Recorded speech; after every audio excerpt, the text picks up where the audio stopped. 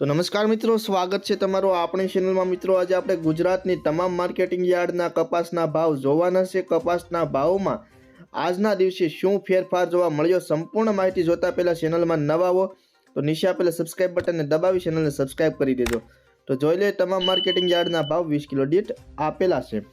સૌથી પહેલા રાજકોટ માર્કેટિંગ યાર્ડનો ભાવ જોઈએ તો 1370 થી 1530 રૂપિયા, આંબલિયાસણ 1422 થી 1432 રૂપિયા, બોટાદ 1377 થી 1508 રૂપિયા, ધારી 1301 થી 1451, મોરબી 1350 થી 1500, ખાંભા 1351 થી 1470, સાવરકુંડલા 1350 થી 1480, અમરેલી 1000 થી 1505, જસદણ 1380 થી 1520, હારીજ 1371 થી 1425, જામજોધપુર 1300 થી 1511, વિસાવદર 1142 થી 1406, હિંમતનગર 1355 થી 1494, પાટણ 1205 થી 1509, સિદ્ધપુર 1300 થી 1523, બાબરા 1440 થી 1550, વાંકાનેર 1350 થી 1510, જેતપુર 1011 થી 1490, ડોળાસાપ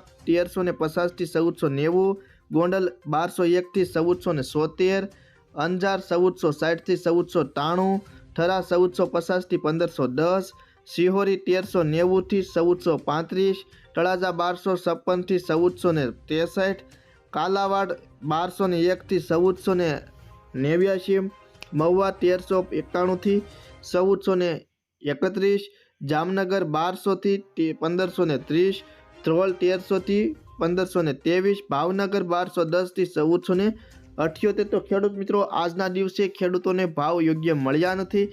હજુ આમ કહે ને તો આ વર્ષની સિઝનની છે કપાસની, એમાં કોઈને બરોબર ભાવ મળ્યા જ નથી।